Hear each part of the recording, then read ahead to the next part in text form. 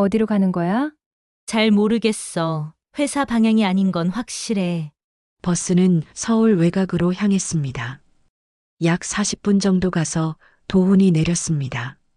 조용한 주택가였습니다. 지영의 심장이 더욱 빠르게 뛰었습니다. 정말로 무언가 숨기고 있는 것이 분명했습니다. 지영과 미선은 차 안에서 숨을 죽이며 도훈의 뒤를 따랐습니다. 도훈은 작은 2층 집 앞에서 걸음을 멈추고 대문을 두드렸습니다. 잠시 후 대문이 열렸습니다. 30대 중반으로 보이는 여자가 나왔습니다. 저 여자가 설마 지영의 목소리가 떨렸습니다. 하지만 더 큰 충격은 그 다음이었습니다. 집안에서 작은 아이가 뛰어나왔습니다. 6살 정도로 보이는 남자아이였습니다. 아빠, 아이는 도훈을 보자마자 환하게 웃으며 달려왔습니다. 도훈은 아이를 번쩍 안아 올렸습니다. 그 모습은 너무나 자연스러웠고 마치 오래전부터 이어져 온 일상처럼 보였습니다. 지영은 핸드폰을 떨어뜨릴 뻔했습니다. 손이 덜덜 떨렸고 머리가 하얘졌습니다. 진짜야. 다른 여자의 아이야? 매일 마음을 흔드는 이야기 하나씩 전해드립니다. 좋아요, 구독 알림 설정은 언제나 무료니까요. 사연 들으면서 마음에 닿았다면 살짝 응원 부탁드립니다. 그럼 오늘의 사연 시작합니다. 새벽 5시 서울 근교 오래된 시장 골목에는 박순자의 발걸음 소리가 가장 먼저 울려 퍼집니다. 76세의 나이에도 허리는 곱고 걸음걸이는 단단합니다. 30년 넘게 이 자리에서 국밥집을 해온 순자는 동네 사람들에게 순자 여사로 불리며 존경받고 있습니다. 오늘도 또 시작이구나. 순자는 가게 문을 열며 혼잣말을 내뱉습니다. 익숙한 손놀림으로 육수를 끓이고 김치를 꺼내며 하루를 준비합니다. 이른 아침부터 찾아오는 단골 손님들은 모두 순자를 반갑게 맞이합니다. 순자 여사님, 오늘도 일찍 나오셨네요. 그럼요, 우리 손님들 기다리는데 어떻게 늦을 수 있겠어요. 순자의 얼굴에는 자부심이 가득합니다. 이 작은 국밥집 하나로 아들 도훈을 대학까지 보냈고 지금은 대기업에서 성실하게 일하는 회사원으로 키워냈습니다. 며느리 지영도 얻었고 비록 손자 손녀는 아직 없지만 행복한 가정을 이루고 있다고 생각합니다.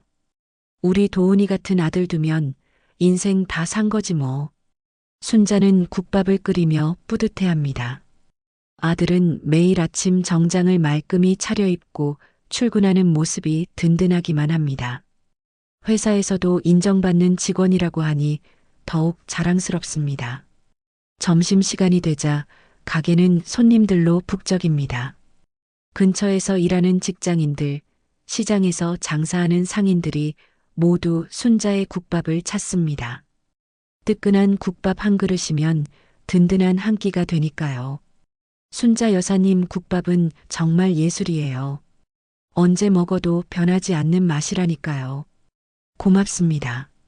정성껏 끓인 보람이 있네요. 오후 3시쯤 가게가 한산해지면 순자는 잠시 숨을 돌립니다. 이때 며느리 지영이 장을 보러 나왔다가 들르곤 합니다. 지영은 원래 말수가 적고 무뚝뚝한 편이지만 속마음은 여린 사람입니다. 시어머니와의 관계도 나쁘지 않습니다. 어머니, 오늘도 바쁘셨죠? 뭘 이 정도야 뭐. 지영이는 집에서 뭐 했어? 청소하고 빨래하고. 별거 없어요. 지영의 표정이 어딘지 어두워 보입니다. 순자는 혹시 무슨 걱정이라도 있나 싶어 물어봅니다. 무슨 일 있어? 표정이 좀 안 좋아 보이는데. 아니에요, 그냥. 도훈이가 요즘 좀 늦어서요. 회사 일 힘든 거겠지. 요즘 어디 직장이 편한 데가 있겠어. 우리 도훈이 성실한 건 알잖아. 순자는 며느리를 달래며 말합니다. 하지만 지영의 마음속에는 뭔가 불안한 기운이 자리 잡고 있습니다. 남편 도훈이 최근 들어 퇴근 시간이 불규칙해졌고 핸드폰에는 자꾸 잠금이 걸려 있습니다. 예전에는 그런 적이 없었는데 말입니다. 저녁 무렵 순자는 가게 정리를 하며 하루를 마무리합니다. 30년 넘게 이어온 일상이지만 여전히 보람을 느낍니다. 아들이 잘 크고 며느리도 없고 이렇게 평범하지만 행복한 삶을 살 수 있다는 것에 감사합니다. 집으로 돌아가는 길, 순자는 하늘을 올려다봅니다. 별들이 반짝이는 밤하늘을 보며 내일도 또 열심히 살아야겠다고 다짐합니다. 아직 모르고 있습니다. 자신이 그토록 자랑스러워하는 아들에게 숨겨진 비밀이 있다는 것을, 그리고 그 비밀이 곧 자신의 평범한 일상을 완전히 뒤바꿔 놓게 될 것이라는 사실을 말입니다. 지영은 남편 도훈의 변화를 느끼기 시작한 지 벌써 한 달이 넘었습니다. 처음에는 단순히 회사 일이 바빠서 그런 줄 알았습니다. 하지만 점점 이상한 점들이 눈에 띄었습니다. 퇴근 시간이 들쭉날쭉하고 주말에도 급작스럽게 나가는 일이 잦아졌습니다. 여보, 오늘도 늦어? 응, 회사에서 프로젝트 마감이라 야근해야 할 것 같아. 도훈은 대답은 하지만 지영의 눈을 제대로 쳐다보지 않습니다. 예전에 도훈은 그렇지 않았습니다. 무슨 일이든 지영에게 솔직하게 이야기했고 함께 고민하곤 했습니다. 그런데 언제부터인가 벽이 생긴 것 같습니다. 어느 토요일 아침 지영은 빨래를 하려고 도훈의 옷을 정리하다가 이상한 것을 발견했습니다. 와이셔츠 주머니에서 놀이공원 입장권이 나온 것입니다. 그것도 2장이나 말입니다. 지영은 입장권을 자세히 들여다봤습니다. 이게 뭐지? 입장권에 찍힌 날짜는 지난주 목요일 평일 낮 시간이었습니다. 그날 도훈은 분명히 회식이 있다고 말하고 나갔습니다. 그런데 놀이공원에 갔다는 말입니까? 그것도 2장의 입장권이라니 누구와 함께 간 것일까요? 지영의 마음속에 의심의 불씨가 타오르기 시작했습니다. 하지만 확신이 서지 않았습니다. 혹시 회사 동료와 함께 스트레스 해소차 다녀온 것일 수도 있고 아니면 다른 이유가 있을 수도 있습니다. 여보, 이거 뭐야? 지영이 입장권을 들고 도훈에게 물어봤습니다. 도훈의 얼굴이 순간 굳어졌습니다. 아, 그거. 회사 후배가 준 거야. 가족끼리 가려고 했는데 못 가게 되어서 나한테 줬어. 그런데 왜 2장이나 있어? 그냥 여분으로 준 것 같아. 도훈의 대답은 어딘지 어색했습니다. 평소 같으면 우리도 언제 함께 가볼까? 라고 말했을 텐데 이번에는 그런 말이 없었습니다. 지영은 더 이상 묻지 않았지만 마음속 의심은 더욱 커졌습니다. 그날 밤 지영은 잠을 이루지 못했습니다. 온갖 생각이 머릿속을 맴돌았습니다. 혹시 도훈에게 다른 여자가 있는 건 아닐까? 아니면 정말로 단순한 오해일까? 확신할 수 없는 상황이 지영을 괴롭혔습니다. 다음 날부터 지영은 도훈의 행동을 더 자세히 관찰하기 시작했습니다. 핸드폰을 볼 때마다 화면을 가리거나 다른 방으로 가서 통화를 하는 모습, 갑자기 샤워를 자주 하는 것, 옷차림에 신경을 더 쓰는 것 등 작은 변화들이 눈에 띄었습니다.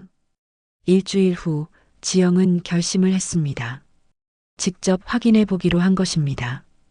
도훈이 출근한다고 나간 후 지영도 몰래 뒤를 따라가 보기로 했습니다. 마음 한편으로는 이런 자신이 한심하다고 생각했지만 의심을 떨쳐낼 수가 없었습니다. 그러나 막상 실행에 옮기려니 쉽지 않았습니다. 도훈이 지하철을 타고 가면 따라가기 어렵고 자동차로 가면 더욱 곤란했습니다. 며칠 동안 망설이다가 지영은 친구 미선에게 도움을 청했습니다. 미선아, 부탁이 있어. 왜? 무슨 일이야? 지영은 친구에게 상황을 설명했습니다. 미선은 처음에는 놀랐지만 지영의 간절한 부탁을 들어주기로 했습니다.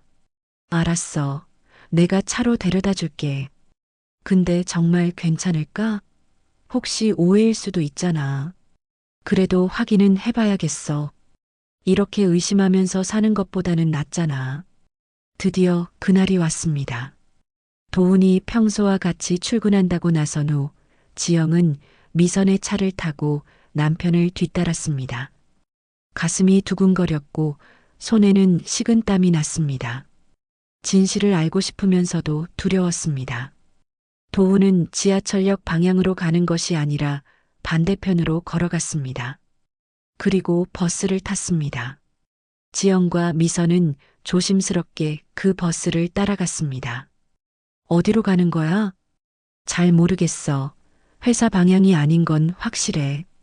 버스는 서울 외곽으로 향했습니다. 약 40분 정도 가서 도훈이 내렸습니다. 조용한 주택가였습니다. 지영의 심장이 더욱 빠르게 뛰었습니다. 정말로 무언가 숨기고 있는 것이 분명했습니다. 지영과 미선은 차 안에서 숨을 죽이며 도훈의 뒤를 따랐습니다. 조용한 주택가 골목길을 걷는 남편의 모습이 낯설어 보였습니다. 평소 회사에 갈 때와는 완전히 다른 방향이었고 걸음걸이도 어딘지 가벼워 보였습니다. 저기 봐, 도훈이가 멈췄어. 미선이 작은 소리로 말했습니다. 도훈은 작은 2층 집 앞에서 걸음을 멈추고 대문을 두드렸습니다. 지영의 가슴이 쿵쾅거렸습니다. 이제 정말로 진실을 마주할 시간이 온 것 같았습니다. 잠시 후 대문이 열렸습니다. 30대 중반으로 보이는 여자가 나왔습니다. 단정한 옷차림에 깔끔하게 묶은 머리, 그리고 도훈을 보며 환하게 웃는 얼굴. 지영은 그 순간 모든 것을 직감했습니다. 저 여자가 설마. 지영의 목소리가 떨렸습니다. 하지만 더 큰 충격은 그 다음이었습니다. 집안에서 작은 아이가 뛰어나왔습니다. 6살 정도로 보이는 남자아이였습니다. 아빠. 아이는 도훈을 보자마자 환하게 웃으며 달려왔습니다. 도훈은 아이를 번쩍 안아 올렸습니다. 그 모습은 너무나 자연스러웠고 마치 오래전부터 이어져 온 일상처럼 보였습니다. 지영은 핸드폰을 떨어뜨릴 뻔했습니다. 손이 덜덜 떨렸고 머리가 하얘졌습니다. 진짜야. 다른 여자아이. 아이야? 지영의 입에서 나온 말은 거의 속삭임에 가까웠습니다. 미선도 놀란 표정으로 지영을 바라봤습니다.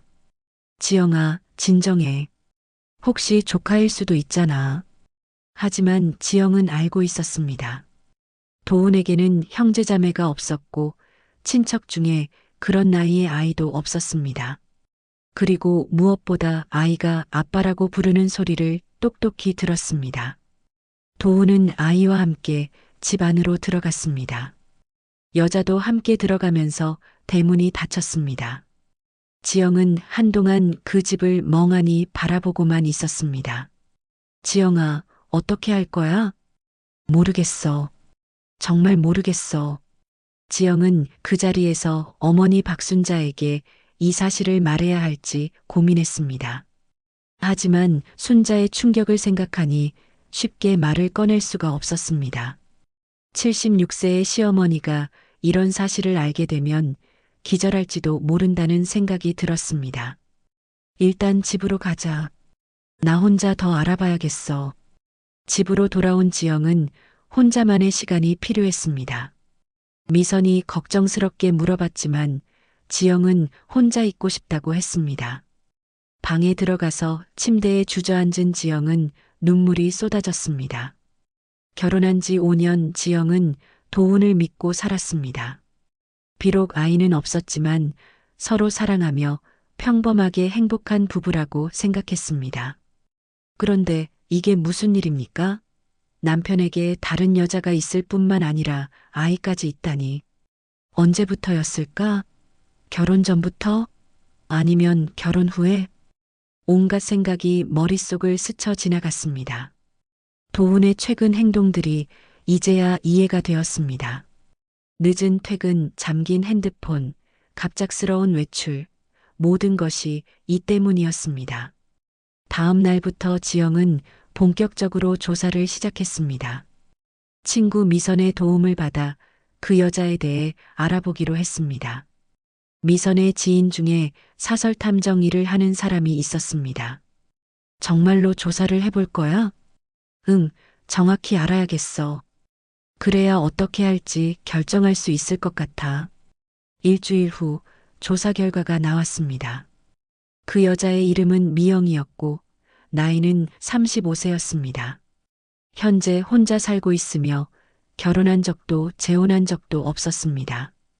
그리고 아이의 이름은 김수현, 올해 6살이었습니다.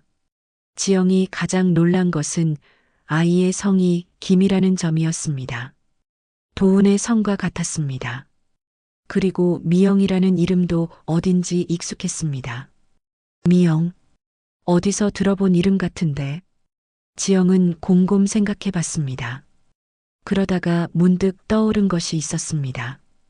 결혼 전 도훈이 가끔 언급했던 대학 동기의 이름이 미영이었습니다. 그때는 그냥 친구 이야기려니 했는데 설마 그 미영일까요? 지영은 도훈의 대학 앨범을 뒤져봤습니다. 오래된 사진들 속에서 지영은 미영을 찾을 수 있었습니다. 단체 사진 속에서 도훈 옆에 서 있는 여자, 바로 그 집에서 본 바로 그 여자였습니다. 역시 대학 때부터 알던 사이구나. 이제 퍼즐이 맞춰지기 시작했습니다.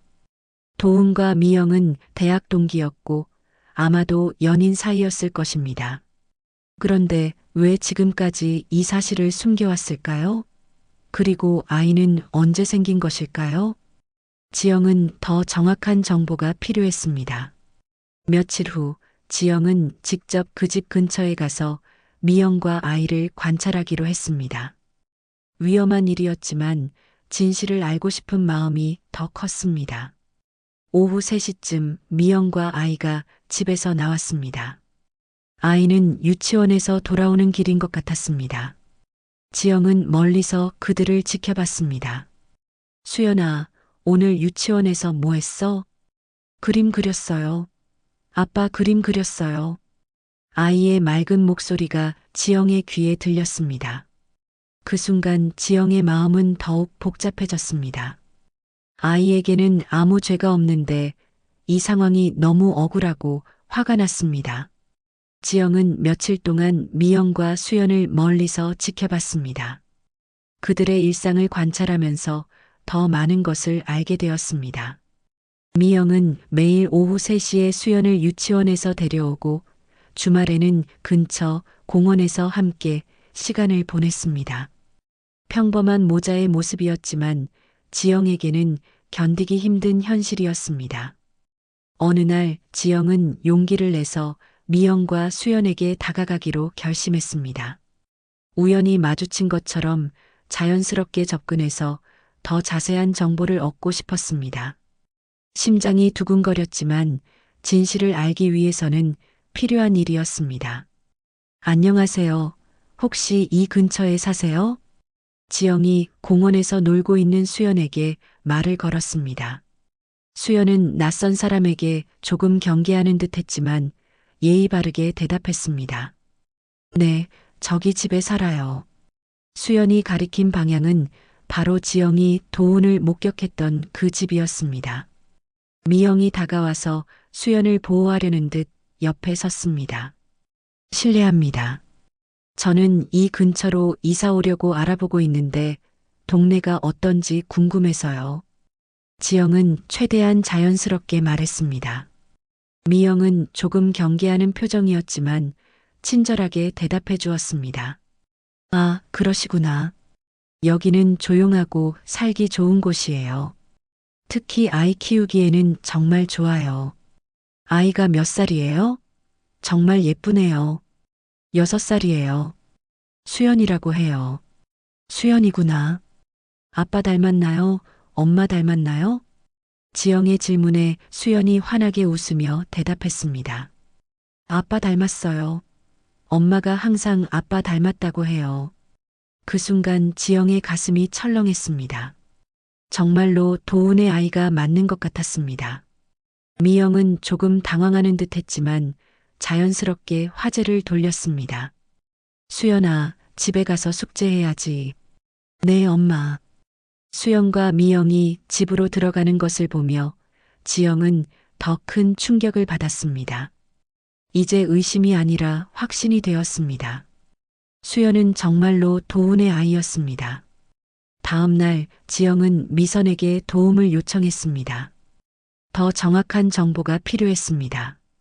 미선아, 사설탐정한테 부탁해서 그 아이 출생신고서 같은 걸 확인할 수 있을까? 그런 건 개인정보라서 힘들 텐데. 하지만 한번 물어볼게. 며칠 후 미선이 놀라운 소식을 가져왔습니다. 지영아, 큰일이야. 그 아이 생년월일을 알아냈어. 언제야? 너랑 도훈이가 결혼하고 나서 3개월 뒤야. 지영은 그 말을 듣는 순간 머리가 하얘졌습니다. 결혼하고 3개월 뒤라면 아이가 태어난 것은 결혼 후였지만 임신은 결혼 전이었다는 뜻입니다. 그럼 결혼 전에 바람을 피웠다는 거야? 아니면 결혼 직전까지 만나고 있었던 거일 수도 있고. 지영은 온몸에 힘이 빠졌습니다. 결혼 전 도훈은 미영과 헤어졌다고 했었습니다. 대학 졸업 후 자연스럽게 연락이 끊어졌다고 말했었는데 그것은 거짓말이었습니다. 결혼하고 딱 3개월 뒤. 이건 말도 안 돼. 지영은 그동안의 결혼 생활을 되돌아봤습니다. 신혼 때 도훈이 가끔 외출하는 일이 있었는데 그때 미영을 만나러 간 것일까요? 아니면 아이가 태어난 후부터 만나기 시작한 것일까요? 더 충격적인 것은 수연의 성이 김이라는 점이었습니다. 미영이 결혼하지 않았다면 아이의 성은 보통 엄마의 성을 따르는데 수연은 아빠인 도훈의 성을 가지고 있었습니다. 이것은 도훈이 아이를 인지했다는 뜻이었습니다. 도훈이가 그 아이를 자신의 아들로 인정하고 있다는 거네. 지영은 더 이상 견딜 수 없었습니다. 하지만 아직 시어머니 박순자에게는 말할 수 없었습니다. 순자가 이 사실을 알게 되면 얼마나 충격을 받을지 생각하니 두려웠습니다. 며칠 후 지영은 다시 한번 그 집 근처에 갔습니다. 이번에는 더 오래 머물면서 그들의 생활을 관찰하고 싶었습니다. 카페에 앉아서 창문 너머로 그 집을 지켜봤습니다. 오후 4시쯤 도훈이 나타났습니다. 평소보다 일찍 온 것 같았습니다. 대문을 열고 들어가자 수연이 뛰어나와 아빠를 맞았습니다. 아빠, 오늘 일찍 왔어요. 응, 수연이 보고 싶어서 일찍 왔어. 도훈은 수연을 안아올리며 환하게 웃었습니다. 그 모습은 지영이 알던 도훈과는 다른 모습이었습니다. 더 행복해 보였고 더 자연스러웠습니다. 미영도 나와서 도훈을 반겼습니다. 세 사람이 함께 집 안으로 들어가는 모습은 마치 완벽한 가족처럼 보였습니다. 지영은 그 모습을 보며 눈물이 났습니다. 나는 뭐지? 나는 도대체 뭐란 말이야? 지영은 자신이 처한 상황이 너무 억울했습니다. 5년 동안 도훈만을 믿고 살았는데 그동안 도훈에게는 다른 가족이 있었습니다. 그것도 자신이 전혀 모르는 사이에 말입니다. 카페에서 나오며 지영은 결심을 했습니다. 더 이상 혼자서 이 문제를 안고 갈 수는 없었습니다. 시어머니에게는 충격적이겠지만 언젠가는 알려야 할 진실이었습니다. 어머니께 말씀드려야겠어. 이제 더 이상 숨길 수 없어. 집으로 돌아가는 길, 지영의 마음은 무거웠습니다. 순자에게 이 사실을 어떻게 말해야 할지, 그리고 이 모든 일이 끝난 후 자신은 어떻게 살아가야 할지 막막했습니다. 그날 밤 지영은 잠을 이루지 못했습니다. 내일 순자에게 모든 것을 털어놓아야 한다는 생각에 가슴이 답답했습니다. 하지만 더 이상 미룰 수는 없었습니다. 진실은 언젠가 드러나기 마련이고 그 전에 미리 말하는 것이 나을 것 같았습니다. 다음 날 오후 지영은 평소보다 일찍 순자의 국밥집을 찾았습니다. 손님들이 다 나간 한산한 시간을 기다렸다가 들어섰습니다. 순자는 설거지를 하고 있었는데 며느리가 일찍 온 것을 보고 반가워했습니다. 어머니, 잠깐 이야기 좀 할 수 있을까요? 지영의 목소리가 평소와 달리 떨렸습니다. 순자는 며느리의 심각한 표정을 보고 뭔가 중요한 일이 있다는 것을 직감했습니다. 그래, 앉아. 무슨 일이야? 순자는 앞치마를 벗고 지영 맞은편에 앉았습니다. 지영은 한참 동안 말을 꺼내지 못했습니다. 어떻게 시작해야 할지 몰랐습니다. 76세의 시어머니에게 이런 충격적인 이야기를 어떻게 전해야 할까요? 어머니, 도훈이에 대해서 말씀드릴 게 있어요. 우리 도훈이가 왜? 혹시 회사에서 무슨 일이라도 생겼어? 순자의 목소리에는 걱정이 섞여 있었습니다. 지영은 깊게 숨을 쉬고 용기를 냈습니다. 어머니, 도훈이가 다른 여자를 만나고 있어요. 순자의 얼굴이 순간 굳었습니다. 무슨 말인지 이해하지 못하겠다는 표정이었습니다. 뭔 소리야? 우리 도훈이가 무슨... 그리고 그 여자에게 아이가 있어요. 도훈이 아들이에요. 순자는 그 말을 듣는 순간 의자에서 일어섰습니다. 얼굴이 하얗게 질렸습니다. 지영아, 지금 무슨 말을 하는 거야? 그런 말도 안 되는 소리를. 어머니, 제가 직접 확인했어요. 그의 이름은 김수연이고 올해 6살이에요. 결혼하고 나서 석 달 뒤에 태어났어요. 지영은 눈물을 흘리며 지난 며칠 동안 알아낸 모든 것을 순자에게 털어놓았습니다. 놀이공원 입장권을 발견한 것부터 시작해서 도훈을 뒤따라가 본 것, 미영과 수연을 만난 것, 모든 것을 자세히 설명했습니다. 순자는 처음에는 믿지 않으려고 했습니다. 말도 안 돼. 우리 도훈이가 그럴 리 없어. 너무 성실한 아이인데. 분명 오해일 거야. 어머니, 저도 처음에는 믿고 싶지 않았어요. 하지만 제가 직접 본 거예요. 그 아이가 도훈이를 보고 아빠라고 부르는 걸 똑똑히 들었어요. 순자의 손이 덜덜 떨렸습니다. 30년 넘게 자랑스러워했던 아들에 대한 이야기였습니다. 대학까지 보내고 좋은 회사에 취직시키고 결혼까지 시켜준 아들이 이런 일을 저질렀다는 것이 믿어지지 않았습니다. 그럼 그 아이는 내 손자라는 말이야? 순자의 목소리가 떨렸습니다. 지영은 고개를 끄덕였습니다. 그렇습니다. 그 애는 어머니의 손자예요. 하지만 저희는 그 아이의 존재도 몰랐어요. 순자는 주저앉았습니다. 머리가 어지러웠고 숨이 막혔습니다. 내가 그 손주를 모른 척하고 있었단 말이냐? 순자의 눈에서 눈물이 쏟아졌습니다. 6년 동안 자신의 손자가 어딘가에서 자라고 있었는데 자신은 그 사실을 전혀 몰랐다는 것이 충격적이었습니다. 지영도 울음을 터뜨렸습니다. 혼자서 이 무거운 비밀을 감당하기가 너무 힘들었습니다. 어머니, 저는 어떻게 해야 할까요? 이혼해야 할까요? 순자는 대답하지 못했습니다. 아들에 대한 실망감과 손자에 대한 그리움, 그리고 며느리에 대한 미안함이 복잡하게 섞여 있었습니다. 그날 저녁 도훈이 집에 돌아왔을 때 분위기가 이상하다는 것을 눈치챘습니다. 순자는 아들을 똑바로 쳐다보지도 않았고 지영은 눈이 빨갛게 부어 있었습니다. 무슨 일이야? 왜 다들 이래? 도훈이 물어봤지만 아무도 대답하지 않았습니다. 순자가 먼저 입을 열었습니다. 도훈아, 엄마한테 숨기는 일 없지? 도훈의 얼굴이 굳었습니다. 뭔가 들킨 것 같은 느낌이 들었습니다. 무슨 말씀이세요? 지영이가 다 말했어. 내가 다른 여자를 만나고 있다면서? 그리고 그 여자에게 내 아들이 있다면서? 도훈의 얼굴이 하얗게 질렸습니다. 더 이상 숨길 수 없다는 것을 깨달았습니다. 하지만 여전히 부인하려고 했습니다. 그게 아니에요. 오해예요. 오해? 지영이가 직접 봤다는데 무슨 오해야? 순자의 목소리가 높아졌습니다.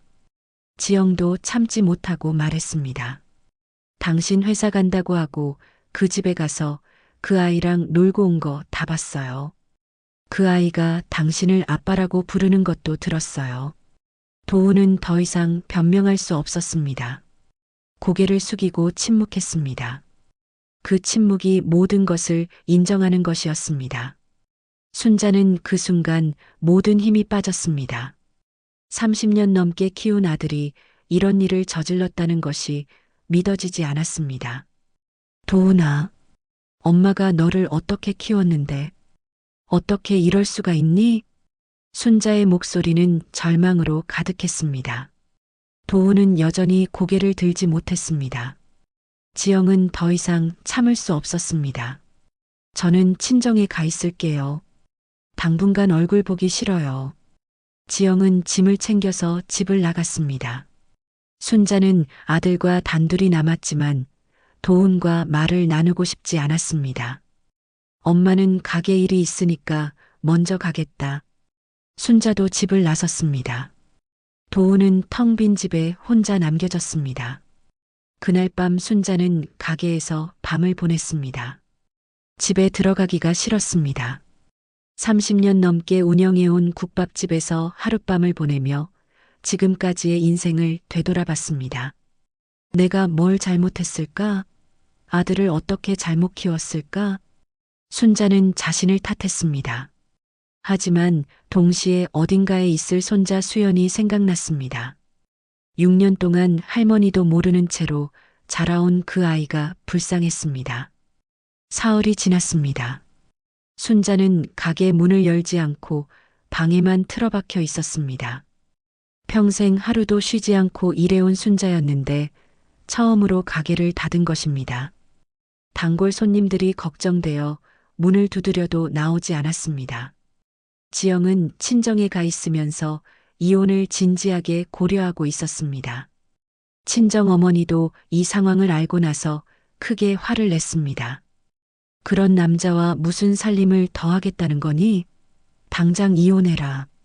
하지만 지영의 마음은 복잡했습니다. 5년간의 결혼 생활이 모두 거짓이었다고 생각하니 허무했지만 한편으로는 도훈에 대한 감정이 완전히 사라지지 않았습니다. 도훈은 회사도 나가지 않고 집에서 술만 마시고 있었습니다. 어머니도 아내도 자신을 외면하자 절망감에 빠졌습니다. 하지만 미영과 수연을 찾아갈 용기도 없었습니다. 사흘째 되는 날 저녁 도훈은 마침내 어머니를 찾아갔습니다. 순자의 방문을 두드렸지만 대답이 없었습니다. 엄마, 저예요. 문 좀 열어주세요. 한참 후에야 순자가 문을 열었습니다. 순자의 얼굴은 3일 동안 울어서 퉁퉁 부어 있었습니다. 도훈도 수염이 자라고 옷이 구겨진 채로 말이 아니었습니다. 엄마, 죄송해요. 도훈이 무릎을 꿇고 엎드렸습니다. 순자는 아들을 보며 마음이 아팠지만 여전히 화가 났습니다. 지금 와서 미안하다고? 6년 동안 속인 게 미안하다고?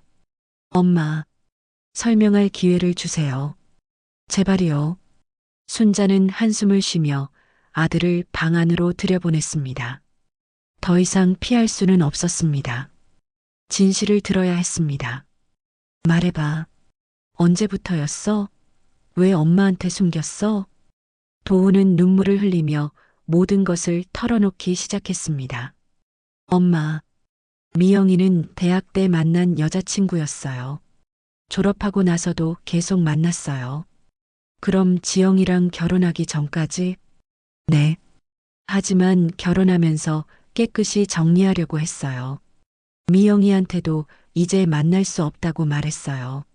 순자는 아들의 말을 조용히 들었습니다. 그런데 결혼하고 3개월 후에 미영이가 찾아왔어요. 임신했다고. 제 아이라고. 그때 왜 엄마한테 말하지 않았어? 어떻게 말해요? 결혼한 지 얼마 안 된 상황에서 다른 여자가 임신했다고 하면 지영이도 엄마도 얼마나 충격받을까봐. 도훈의 목소리가 떨렸습니다. 순자는 아들의 심정을 이해하면서도 화가 났습니다. 그래서 6년 동안 혼자 감당한 거야? 처음에는 돈만 보내주려고 했어요. 하지만 수연이가 크면서 아빠를 찾기 시작했어요. 미영이가 말하더라고요. 아이가 왜 다른 아이들처럼 아빠가 없냐고 묻는다고. 순자는 그 말을 듣고 가슴이 아팠습니다. 손자가 6년 동안 아빠를 그리워했다는 생각에 눈물이 났습니다. 그래서 만나기 시작한 거야? 네. 한 달에 2~3번 정도요. 수연이를 보러 갔어요. 지영이한테는, 엄마한테는 말할 수 없었어요. 지영이는 어쩔 거야? 이혼하겠다는데. 도훈은 더욱 울음을 터뜨렸습니다. 모르겠어요. 지영이를 사랑해요. 정말 사랑해요. 하지만 수연이도 제 아들이에요. 순자는 복잡한 심정이었습니다. 아들의 잘못은 분명했지만 손자 수연을 생각하니 마음이 아팠습니다. 그 아이, 수연이는 어떤 아이야? 정말 착해요, 엄마. 똑똑하고 예의도 바르고 엄마를 닮았어요. 도훈이 핸드폰에서 수연의 사진을 보여주었습니다. 순자는 그 사진을 보는 순간 가슴이 뭉클했습니다. 정말로 도훈을 닮은 아이였습니다. 할머니 이야기를 자주 해요. 언제 할머니를 만날 수 있냐고. 그 아이가 나를 알고 있어? 네. 미영이가 말해줬어요. 할머니가 계시다고 언젠가는 만날 수 있을 거라고. 순자의 눈에서 눈물이 쏟아졌습니다. 6년 동안 자신을 기다린 손자가 있었다는 것이 가슴 아팠습니다. 엄마, 정말 죄송해요. 어떻게든 해결해 보겠어요. 해결? 이걸 어떻게 해결해? 지영이는 이혼하겠다고 하는데. 도훈은 대답하지 못했습니다. 정말로 해결책이 없어 보였습니다. 미영이는 뭐래? 결혼하자고 하니? 아니에요. 미영이는 그냥 수연이 아빠가 있다는 것만으로도 만족한다고 해요. 결혼은 생각하지 않는다고. 그럼 계속 이렇게 살 거야? 2집 살림하면서? 모르겠어요. 정말 모르겠어요. 도훈은 머리를 감싸쥐었습니다. 어떤 선택을 해도 누군가는 상처받을 수밖에 없었습니다. 그때 순자가 말했습니다. 수연이를 한번 보고 싶다. 도훈이 놀라서 어머니를 바라봤습니다. 엄마, 내 손자잖아.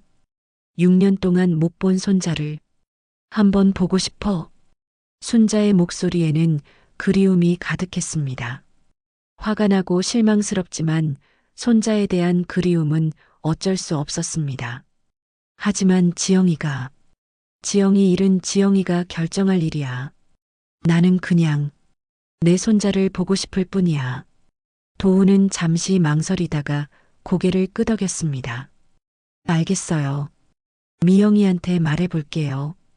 그날 밤 순자는 오랜만에 잠을 잘 수 있었습니다. 내일 손자를 만날 수 있다는 생각에 마음이 설렜습니다. 화는 나지만 손자에 대한 그리움이 더 컸습니다. 한편 친정에 있던 지영은 도훈에게서 온 문자를 확인했습니다. 지영아, 미안해. 정말 미안해. 시간을 좀 달라. 모든 걸 정리하고 다시 시작하고 싶어? 지영은 그 문자를 보고 또 눈물을 흘렸습니다. 아직도 도훈을 사랑하는 자신이 한심했습니다. 하지만 다른 여자의 아이가 있는 남자와 어떻게 다시 살 수 있을까요? 다음 날 오후 순자는 떨리는 마음으로 가게 문을 다시 열었습니다. 며칠 만에 여는 가게였지만 오늘은 특별한 날이었습니다. 도훈이 미영과 수연을 데려온다고 했기 때문입니다. 6년 만에 손자를 만나게 되는 날이었습니다. 단골 손님들이 하나둘 찾아와서 안부를 물었습니다. 순자 여사님, 며칠 안 보였는데 어디 아프셨어요? 아니에요. 그냥 좀 일이 있어서요. 순자는 최대한 평정을 유지하려고 했지만 마음은 계속 두근거렸습니다. 어떤 아이일까? 정말 도훈을 닮았을까? 자신을 할머니라고 받아들일까? 오후 3시쯤 가게 입구에 익숙한 실루엣이 나타났습니다. 도훈이 한 여자와 작은 아이의 손을 잡고 들어오고 있었습니다. 순자의 심장이 쿵쾅거렸습니다. 수연은 처음 보는 식당에 조금 긴장한 듯 엄마 미영의 치마를 꽉 잡고 있었습니다. 하지만 곧 호기심이 생겼는지 주위를 둘러보기 시작했습니다. 할머니, 이 아이가 수연이에요. 도훈이 조심스럽게 말했습니다. 순자는 수연을 보는 순간 가슴이 뭉클해졌습니다. 정말로 도훈을 쏙 빼닮은 아이였습니다. 눈매, 코, 입술까지 모든 게 어린 시절 도훈과 똑같았습니다. 수연은 순자를 올려다보며 작은 목소리로 인사했습니다. 안녕하세요. 응. 안녕 수연아. 순자의 목소리가 떨렸습니다. 6년 동안 기다려온 순간이었습니다. 미영은 조심스럽게 고개를 숙여 인사했습니다. 어르신, 죄송합니다. 이런 상황으로 처음 뵙게 되어서. 됐어요. 앉으세요. 순자는 그들을 자리에 앉히고 국밥을 끓였습니다. 수연은 신기한 듯 부엌을 바라보고 있었습니다. 할머니, 여기서 요리하세요? 응, 할머니가 여기서 국밥을 만들어서 팔고 있어. 우와, 대단해요. 아빠가 할머니 국밥이 세상에서 제일 맛있다고 했어요. 수연의 맑은 목소리에 순자의 마음이 녹았습니다. 이 아이가 정말 자신의 손자라는 것이 실감났습니다. 순자는 정성껏 국밥을 끓여서 수연에게 가져다 주었습니다. 수연아, 맛있게 먹어. 감사합니다, 할머니. 수연은 국밥을 한 숟가락 떠서 호호 불어가며 먹었습니다. 그 모습이 너무나 사랑스러워서 순자는 계속 바라보고 있었습니다. 할머니 국밥 정말 맛있어요. 엄마보다 더 맛있어요. 미영이 웃으며 말했습니다. 수연아, 그런 말하면 안 돼. 괜찮아요. 할머니 국밥이 맛있다니 고맙네. 순자는 수연과 대화를 나누면서 점점 마음이 열렸습니다. 이 아이는 정말 착하고 예의 바른 아이였습니다. 수연아, 유치원에서 뭐 배우니? 그림 그리기, 노래 부르기요. 그리고 한글도 배워요. 그래, 한글 얼마나 알아? 수연은 자랑스럽게 가방에서 그림을 꺼냈습니다. 할머니, 이거 봐요. 제가 그린 가족 그림이에요. 그림 속에는 아빠, 엄마, 그리고 자신이 그려져 있었습니다. 그런데 옆에 따로 할머니라고 쓰인 그림이 하나 더 있었습니다. 이건 할머니예요. 아직 못 만났지만 언젠가 만날 거라고 엄마가 그랬어요. 순자는 그 그림을 보며 눈물이 날 뻔했습니다. 이 아이가 6년 동안 자신을 그리워하고 있었다는 것을 알 수 있었습니다. 수연아, 할머니가 정말 보고 싶었어. 저도요. 할머니를 만나고 싶었어요. 수연이 환하게 웃으며 순자에게 다가왔습니다. 순자는 수연을 품에 안았습니다. 6년 동안 그리워했던 손자를 드디어 안을 수 있었습니다. 그때 가게 입구에서 누군가 들어오는 소리가 났습니다. 순자가 고개를 돌려보니 지영이 서 있었습니다. 지영은 친정에서 나와서 순자를 찾아온 것이었습니다. 지영은 그 장면을 보는 순간 충격을 받았습니다. 시어머니가 그 아이를 품에 안고 있는 모습, 도훈과 미영이 한 가족처럼 앉아 있는 모습을 보니 현실이 더욱 절실하게 다가왔습니다. 어머니, 지영의 목소리에 모든 사람이 돌아봤습니다. 수연도 처음 보는 사람을 신기한 듯 바라봤습니다. 지영아, 왔구나. 순자는 당황했습니다. 지영이 이 순간에 나타날 줄은 몰랐습니다. 이모 안녕하세요. 수연이 밝게 인사했습니다. 지영은 그 인사를 받고 복잡한 표정을 지었습니다. 이 아이에게는 아무 죄가 없다는 것을 알고 있었지만 마음이 편하지 않았습니다. 안녕. 수연아. 이모도 할머니 국밥 드셔요. 정말 맛있어요. 수연의 순수한 말에 지영은 더욱 마음이 복잡해졌습니다. 도훈은 지영을 보며 미안한 표정을 지었습니다. 지영아, 괜찮아요. 저는 그냥 어머니 안부만 확인하러 왔어요. 지영은 오래 머물고 싶지 않았습니다. 이 상황이 너무 힘들었습니다. 지영아, 잠깐만. 순자가 말을 걸려고 했지만 지영은 고개를 저었습니다. 어머니, 천천히 이야기하세요. 저는 다시 친정에 가 있을게요. 지영이 나가려고 하자 수연이 갑자기 말했습니다. 이모, 왜 가요? 같이 국밥 먹어요. 그 순수한 말에 지영의 눈에 눈물이 고였습니다. 이 아이는 아무것도 모르고 있었습니다. 자신의 존재가 얼마나 많은 사람들을 힘들게 하고 있는지 말입니다. 수연아, 이모는 다른 일이 있어서 가야 해. 그럼 다음에 또 와요. 응, 그래. 지영은 눈물을 참으며 가게를 나섰습니다.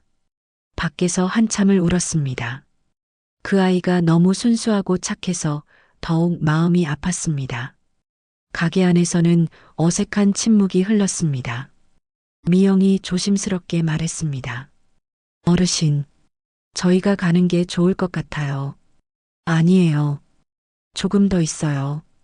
순자는 수연과 더 많은 시간을 보내고 싶었습니다. 하지만 지영의 마음도 이해할 수 있었습니다.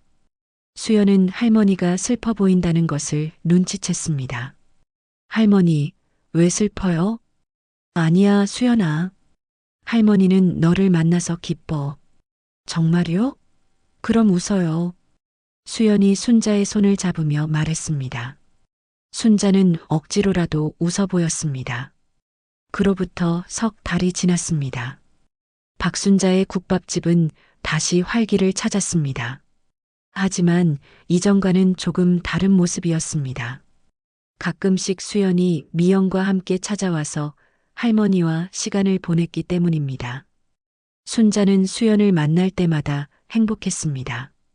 6년 동안 그리워했던 손자와의 시간은 그 무엇과도 바꿀 수 없는 소중한 것이었습니다. 수연도 할머니를 무척 좋아했습니다. 할머니, 오늘은 뭐 만들어요?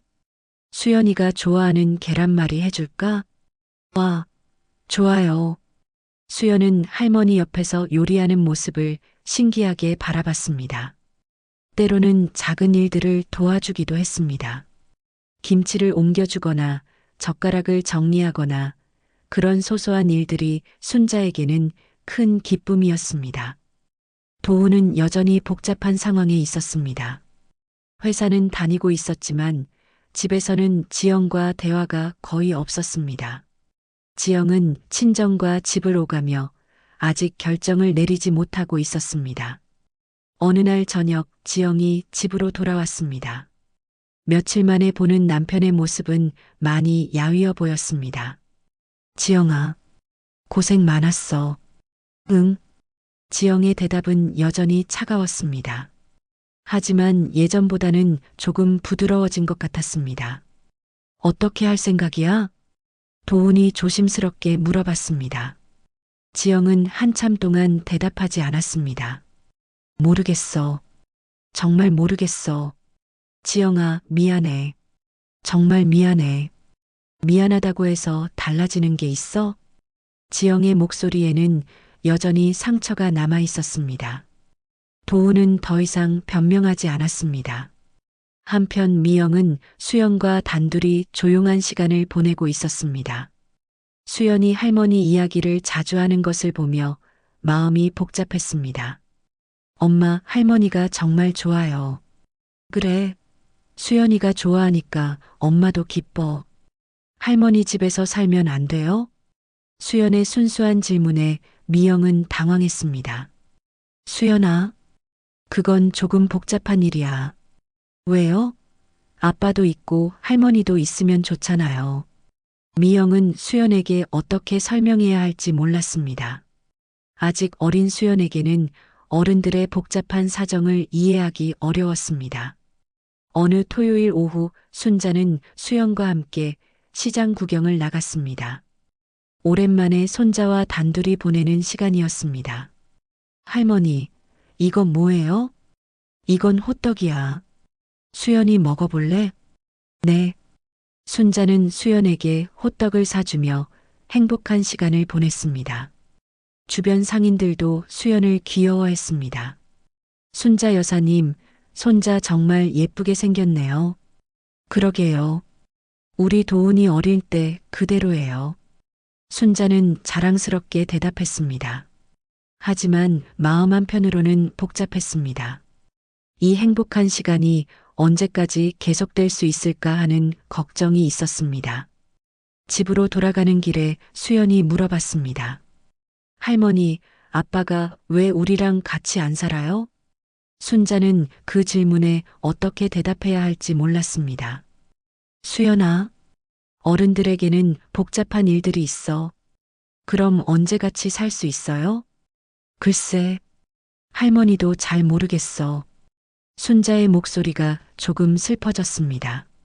수연은 할머니의 표정을 보고 더 이상 묻지 않았습니다. 그날 저녁 도훈이 순자를 찾아왔습니다. 어머니와 진솔한 대화를 나누고 싶었습니다. 엄마, 어떻게 해야 할까요? 내가 결정할 일이야. 엄마가 대신 결정해 줄 수는 없어. 수연이는 정말 좋은 아이예요. 하지만 지영이도 생각해야지. 그 아이가 얼마나 상처받았겠어. 순자는 며느리 지영의 마음도 이해했습니다. 5년 동안 믿고 살았던 남편에게 배신당한 심정이 어떨지 충분히 짐작할 수 있었습니다. 엄마는 어떻게 생각하세요? 엄마 생각은 중요하지 않아. 너희들이 잘 해결해야 할 일이야. 하지만 순자의 마음속에는 분명한 바람이 있었습니다. 지영과 도훈이 다시 화해했으면 좋겠고, 동시에 수연도 가족의 일원으로 받아들여졌으면 하는 바람이었습니다. 며칠 후 지영이 순자를 찾아왔습니다. 오랜만에 보는 며느리의 얼굴은 많이 야위어 있었습니다. 어머니, 안녕하세요. 지영아, 어서 와. 많이 힘들었지? 네. 많이 생각해 봤어요. 지영은 한참 동안 말을 꺼내지 못했습니다. 그러다가 조심스럽게 입을 열었습니다. 어머니, 그 아이. 수연이 어떤 아이예요? 순자는 지영의 질문에 놀랐습니다. 지영이 수연에 대해 묻는다는 것은 뭔가 마음의 변화가 있었다는 뜻일까요? 정말 착한 아이야. 예의도 바르고 똑똑하고 너무 순수해. 그래요. 지영은 복잡한 표정을 지었습니다. 어머니, 저도 그 아이를 보면 미워할 수가 없어요. 아이에게는 죄가 없으니까요. 순자는 며느리의 말에 희망을 느꼈습니다. 지영아, 하지만 쉽지 않아요. 정말 쉽지 않아요. 지영의 눈에 눈물이 고였습니다. 이성적으로는 아이에게 죄가 없다는 것을 알지만 감정적으로는 받아들이기 어려웠습니다. 그때 순자가 말했습니다. 지영아, 천천히 생각해. 급하게 결정할 일은 아니야. 네. 좀 더 시간이 필요할 것 같아요. 한 달이 더 지났습니다. 지영은 여전히 고민 중이었지만 가끔 순자와 수연이 함께 있는 모습을 멀리서 지켜보곤 했습니다. 수연이 할머니와 함께 웃는 모습을 보면서 조금씩 마음이 움직이고 있었습니다. 어느 날 저녁 순자는 국밥을 끓이며 혼잣말을 했습니다. 사는 게 뜻대로만 되는 줄 알았지. 근데 때론 부서져야 진짜 가족이 되더라. 그 말은 지난 몇 달 동안의 경험에서 나온 깨달음이었습니다. 가족이라는 것은 혈연만으로 이루어지는 것이 아니라 서로를 이해하고 받아들이는 마음으로 만들어지는 것이라는 생각이 들었습니다. 국밥은 말이야, 팔팔 끓여야 맛이 나는 거요. 가족도 그래. 순자는 국밥을 저으며 말했습니다. 뜨거운 시련을 겪어야 진짜 맛이 나는 국밥처럼 가족도 어려움을 함께 겪어야 진짜 가족이 되는 것 같았습니다. 미래가 어떻게 될지는 아직 알 수 없었지만 순자는 희망을 잃지 않았습니다. 언젠가는 모든 것이 좋은 방향으로 해결될 것이라고 믿었습니다. 그리고 그때까지 자신은 국밥을 끓이며 가족들을 기다릴 것입니다. 오늘의 사연 어떠셨나요? 끝까지 함께 해주셔서 감사합니다.